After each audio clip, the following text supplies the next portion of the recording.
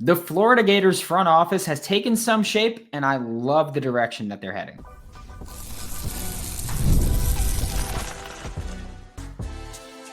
You are Locked On Gators, your daily podcast on the Florida Gators. Part of the Locked On Podcast Network, your team every day.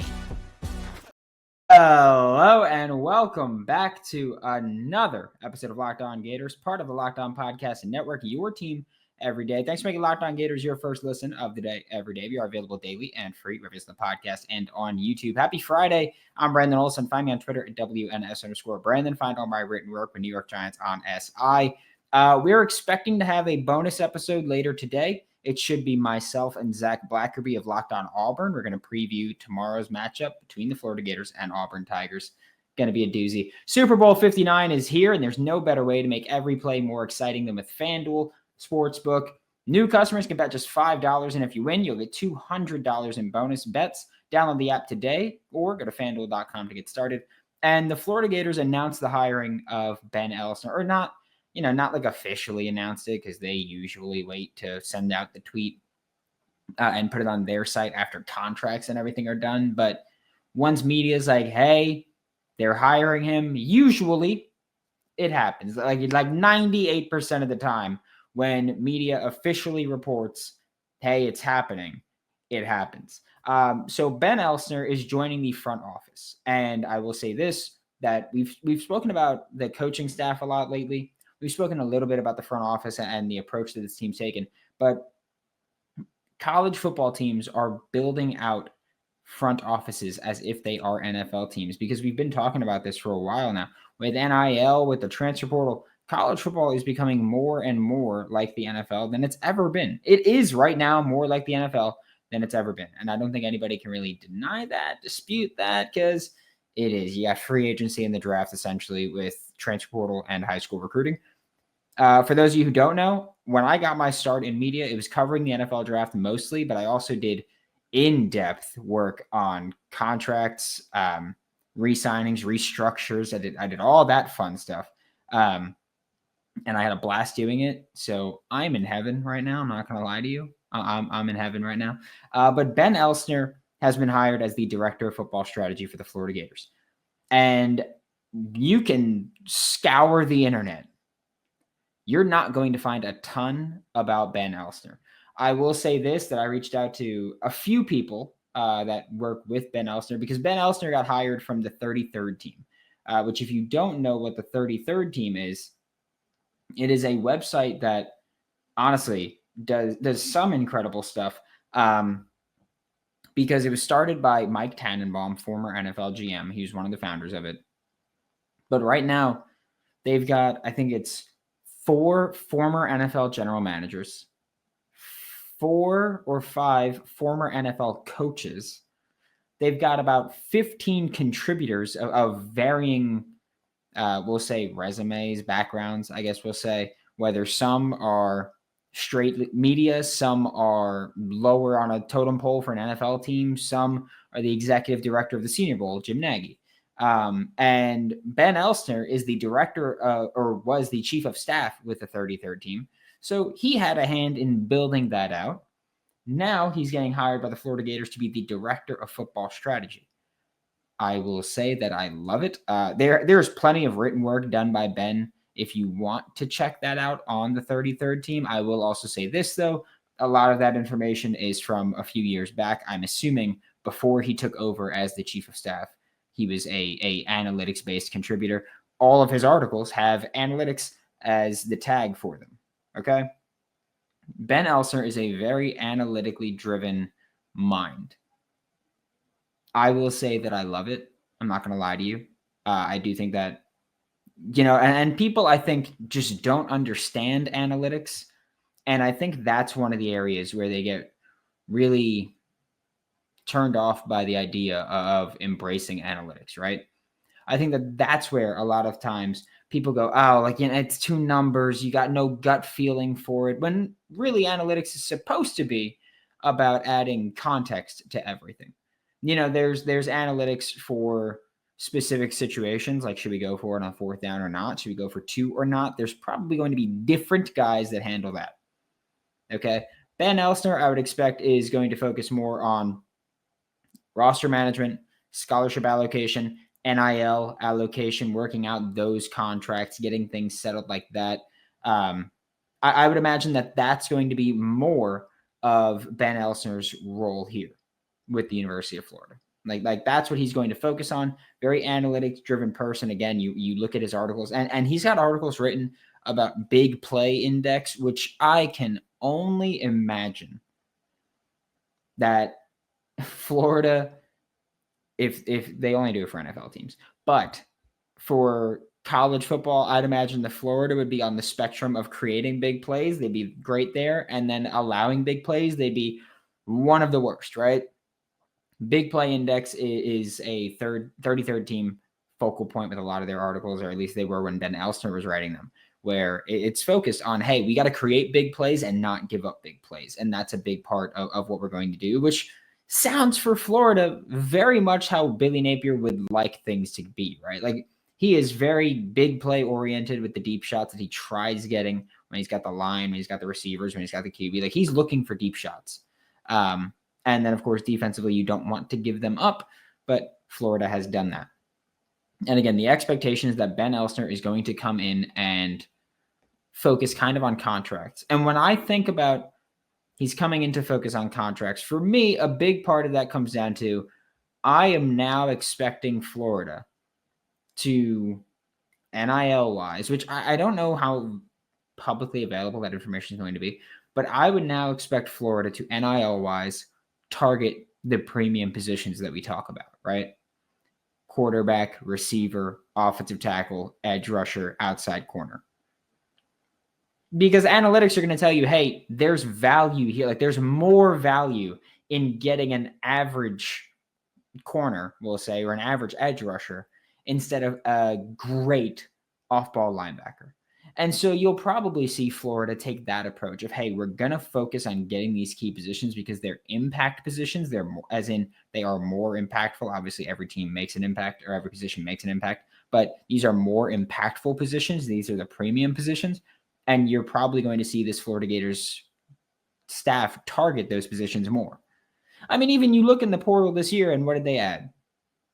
They added a punter, which is not really on the spectrum here, but they added a backup quarterback, which is still a quarterback. Quarterback's going to be valued. Again, even a lower quarterback valued more than a lot of other non-premium positions. They added a quarterback. They added an edge rusher. They added a receiver. They added 3 premium positions. I don't count Michael Caraway Jr. as a corner because I expect him to play safety or the slot. So he's not the outside corner metric there. But you look at what Florida's added, and those are the things that they've added, right? Like they've added the premium positions. Florida has long preached analytics, and I don't think that they've exactly practiced it the way that they should have been. And I do think that Ben Elsner is going to come in and kind of help put things into perspective for them, especially with rev share coming in. Like it's going to be an important part here, right?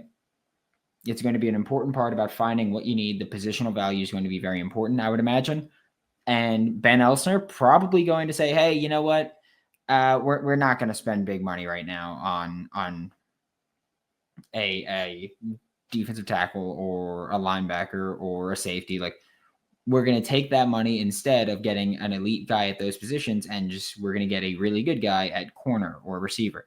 And that would be the approach that I'm expecting them to take. I could be wrong, but when I'm thinking about being analytically driven, that's what I'm looking at. You're putting the premium on those premium positions. You're not trying to moneyball those. You're trying to moneyball the roster, which is you're going to try to get your guys that are elite and then try to fill out with good value players at the other positions for the rest of it. Okay? That would be my expectation with Ben Elsner. At least when we talk about the roster building process. There's more with this hire. There's more with this potential hire. And we'll get to that when we get back with Locked On Gators. We also have a fun announcement for the third segment of today's show. The big game is almost here, and there's no better way to make it even more exciting than with PrizePicks, the best place for daily fantasy sports. With over 10 million members and billions in winnings awarded, PrizePicks makes it fun and simple to get in on the action. So here's how it works. You pick more or less on at least 2-player projections, and if you're right, you can win up to 1,000 times your cash. PrizePicks even has a free pick for the big game where Patrick Mahomes only needs to throw 1 yard to win. That means that you just have to pick one other correct pick from the game, and you're cashing out with a profit right there. It's nice, right? Free money. Download the app today. Use code LOCKEDONCollege for $50 instantly after you play your first $5 lineup. That's code LOCKEDONCollege for $50 instantly after you play your first $5 lineup. PrizePicks, run your game. Thanks for making Locked On Gators your first listen of the day every day. We are available daily and free wherever you listen to the podcast and on YouTube. And like I said, we're going to have a fun third segment today. Right now, we have the second segment. The third segment, though, is going to be something I briefly touched on yesterday, which is that our third segment of today's show is going to be Peter Bukowski of Locked On Sports Today with Dominique Easley, Florida Gators legend, at Radio Row in New Orleans at the Super Bowl. So Peter was there. He managed to catch Dominique Easley and very kindly allowed us to use that interview. And so we're going to use it in the third segment of today's show. Might post it later on today or tomorrow or something as just extra content if people only want to see that. But very, very kind of Peter. So thank you for that. As we've been talking about Ben Elsner being hired as the director of football operations, I will say this, like I said, I reached out to people at the 33rd team because I know a few of them, not a lot, but I reached out to some. And while I was told, hey, not going to go on the record and say anything, I will say that everybody I spoke to was very complimentary of him. Like, they loved working with him. They loved his mind. They think he's a very smart person. They love him. And so that's great to add to your staff, especially because football is a who you know. Right? Football is all about who you know. And we always talk about who you know. When a coaching vacancy opens, I usually say, okay, who was on a staff with Billy? And then if I see someone that was on a staff with Billy and they're on another team, I'm like, okay, well, Billy could also ask them about another guy. That's kind of what happened when Florida hired Will Harris, which was Billy knew someone on the staff at the time with the Chargers, and Billy reached out to that guy and was like, hey, what do you think of Will Harris? And that's what happened. It was Derek Ansley. I don't know why I said it like it was so secretive, but Billy Napier is good friends with Derek Ansley, and so he can reach out to Derek Ansley and say, hey, what do you think about this kid Will Harris? What do you like would you vouch for him, all that stuff? And that's one of the ways that you get connected there. So we always talk about college football is who you know. When Florida has a vacancy, I look through who was an analyst when Florida was the receivers coach at Alabama. And I say, okay, who is an analyst there? Because they're further along in their careers right now. Maybe they're a position coach. Maybe they're a coordinator. What are we looking at and how can we get them? And so football is always about who you know. Like I mentioned before, the 33rd network or the 33rd team has former NFL general managers, former NFL head coaches, former and current NFL players. And Ben Elsner, being the chief of staff there up until 2 days ago, has access to all of that information. And yeah, he may not be able to actively poach people. I would imagine part of his contract is, hey, you can't come poaching guys from 33rd team. That's fine. But you know what it does mean? It does mean that he will be able to reach out to Mike Tannenbaum with the 33rd team, Kyle Krabs with the 33rd team, also with Locked On. But he'll be able to reach out to people that can give him information, give him help, right? Whether it's, hey, evaluate this guy for me. What do you think of him? Whether it's, hey, how would you handle this contract situation? Hey, I got 2 guys at these positions. They're both really good. How should I value them? Any advice that you may need, Ben Elsner will be able to reach out to someone and get that help, and that's important. It could also help the Florida Gators if, let's say, there's a coaching vacancy somewhere on the staff in a year or two. Could be someone that's with the 33rd team right now, or is with the 33rd team at the time, even if Ben Elsner had nothing to do with that. So when we talk about, it's about who you know, he knows a lot of people. And I know that may seem like a minuscule thing, but I promise you, behind the scenes, so much of what happens is who you know outside of work and who you know at work, and making connections there. I was at the Senior Bowl last week. I was speaking with people that were like, hey, this is what the Vikings plan on doing on day 3 of the NFL draft, just so you know.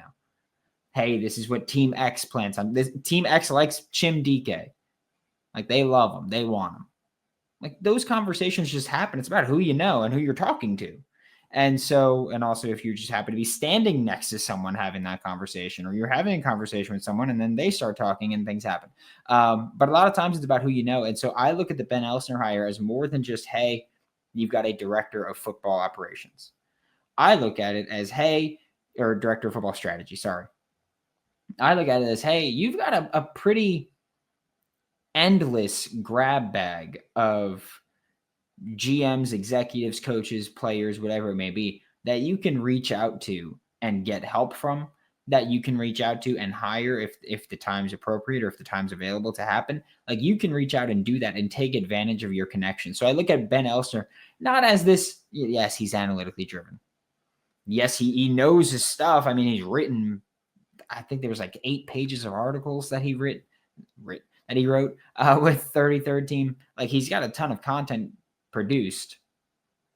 Clearly a smart person.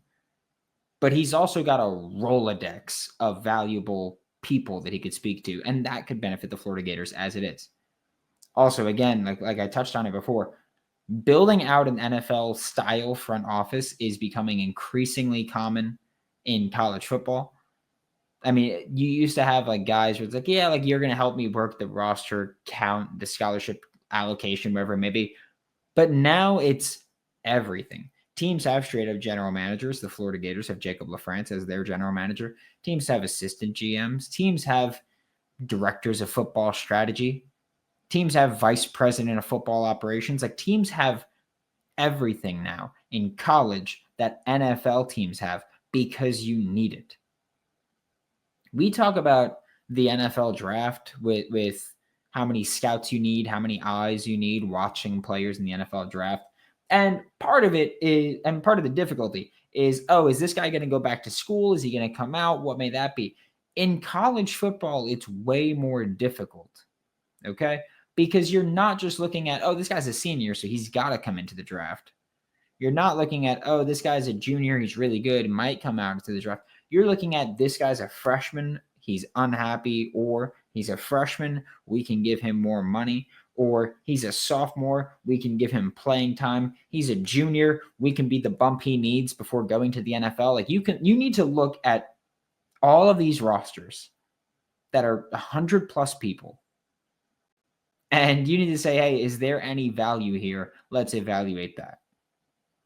Hey, let's reach out to this school, this coach, and see if he's got anybody that's planning on hitting the portal.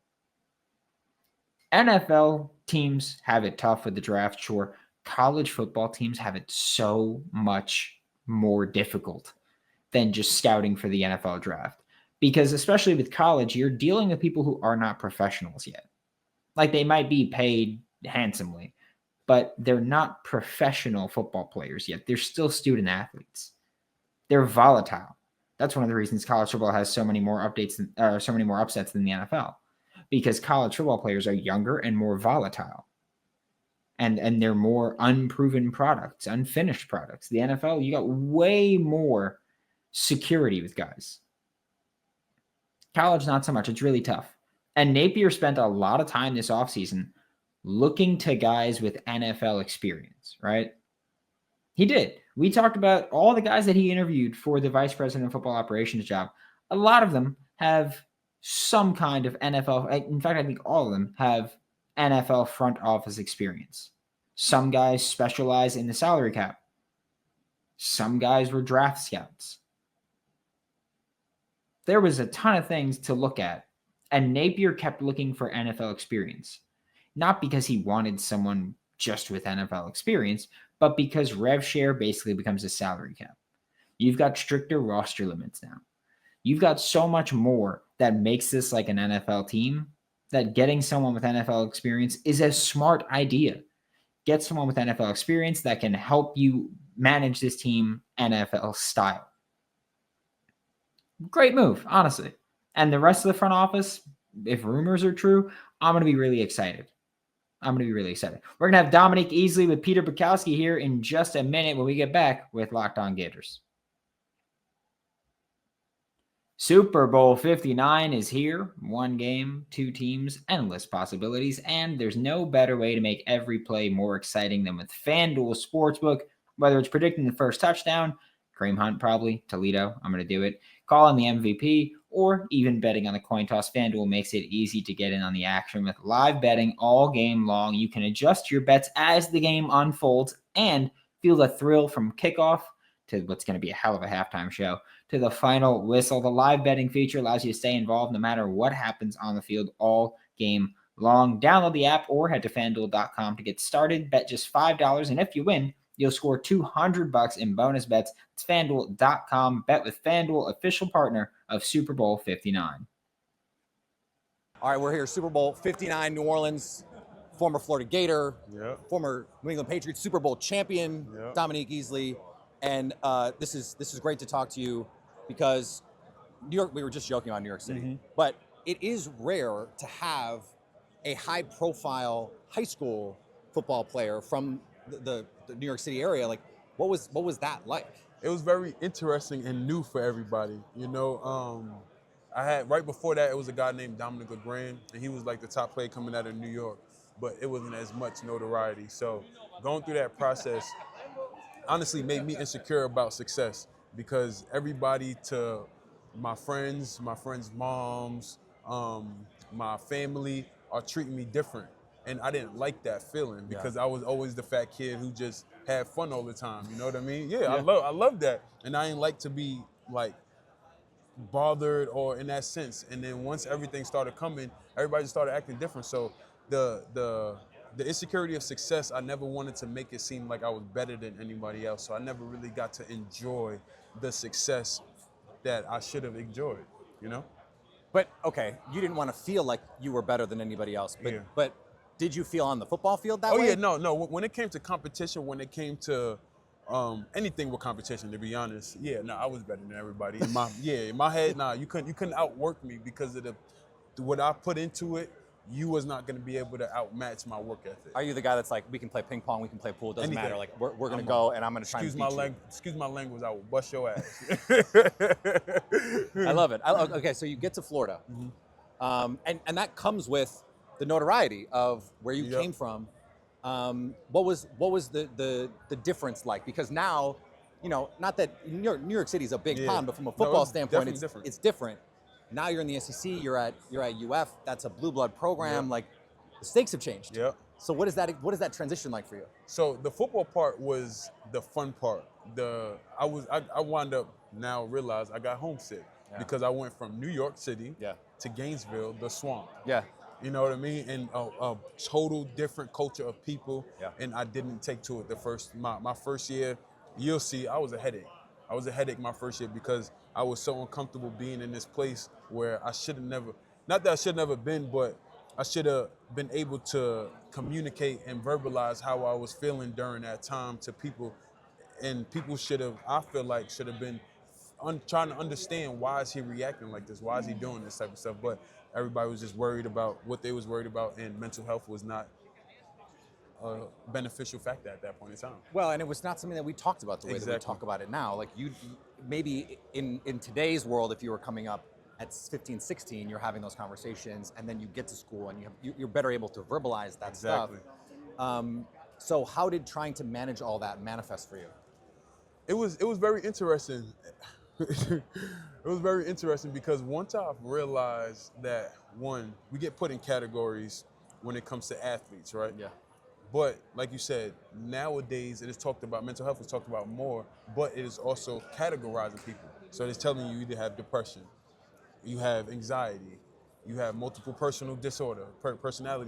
So it's like it still categorizes you and it separates you and it doesn't allow the people to understand that it's not a 1 in 5 people that has mental illness. It's a 5 in 5. Everybody here today, including you, is going through something. Yeah. Right? But people don't want to come out and say that. They would rather just say this, or I have depression. What led up to what you call depression? No, you're going through life, right? Everybody's going through life. So how do you manage life? You can't fix mental health. So in that process, it was difficult, but I had to understand how to be vulnerable about it. So how did you go through that process? Because that's not an easy process either, especially when no one ever said, hey, this is how you do this thing. And it's not something that, even broadly speaking, it seems like we have like great tools to just say, hey, I'm going to give you this 5 steps. Like if you're trying to get in really good shape, you can go on the internet and find 500 plans that will work for you. Mental health is not like that. No, not at all. And that's where I partnered up with Same Here Global. So Same Here Global, they have an app that will, like you said, when you go to the gym, you can see your scale of how you're doing.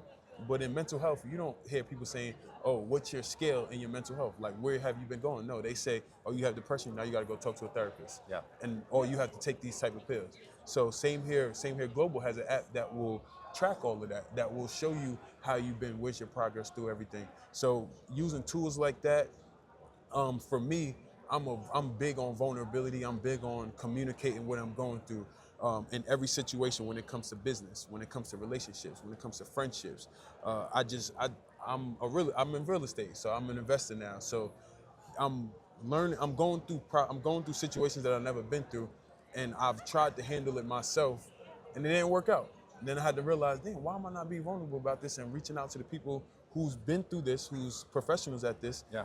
And everything started to work out. Everything started to become easier. And then that's when I learned you don't try to fix or you don't try to manage things by yourself. That's why we have the world. The world are full of people who've been through things and who have done things that you're gonna go through. So if you can speak about it to them, that will give you a whole different insight. All right, well, then I'm gonna come to you when I'm trying to make my arms a little bit bigger, and then I got you. Don't worry, I got you. So you get to the NFL, and then in New England, the Patriots, like that's a whole different level. Yeah. Plus Bill Belichick, all the stuff that comes with that. What is that transition like for you? So it was difficult for me because right before the draft, I wound up getting bitten by my dog. So I was in the hospital for like a week, and it took about 6 to 7 months for the injuries to actually heal.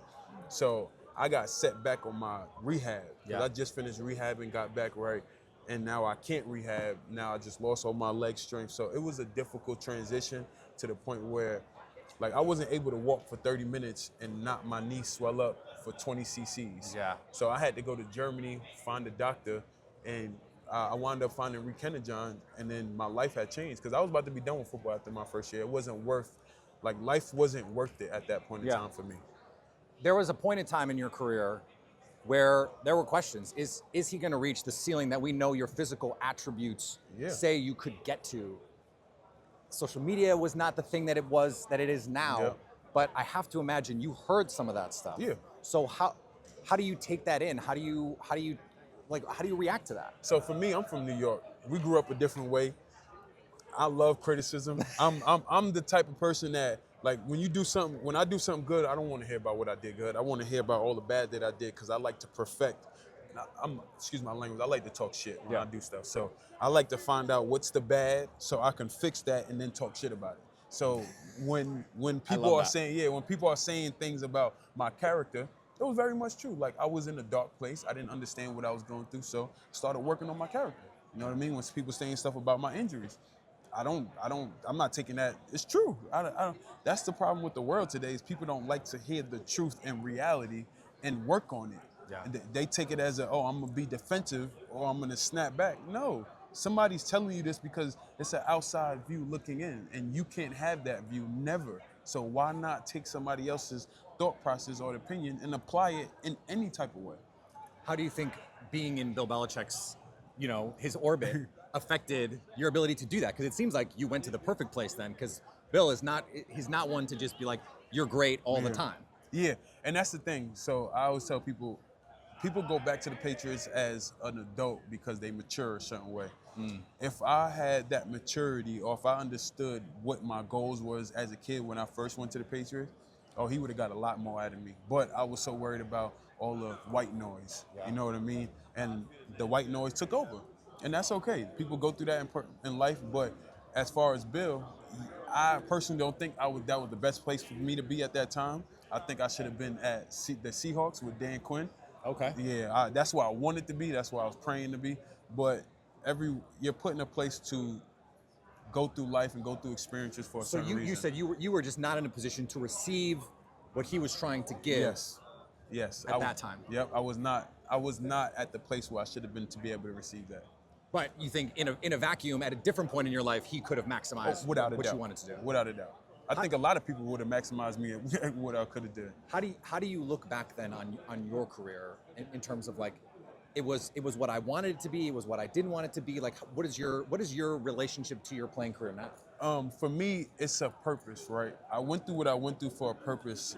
When I was a kid, I wasn't able to hear anybody come back home and talk about what they went through so I can have some type of relatability, or hear somebody in my position go through things or be a human being. Yeah. So I went through these things so I can now give that back to my community. So now they understand that, we are all going through it. We are all that's why I love same here, because I'm going through something, so are you. It's not the same thing, but it's somewhat the same path, Yeah.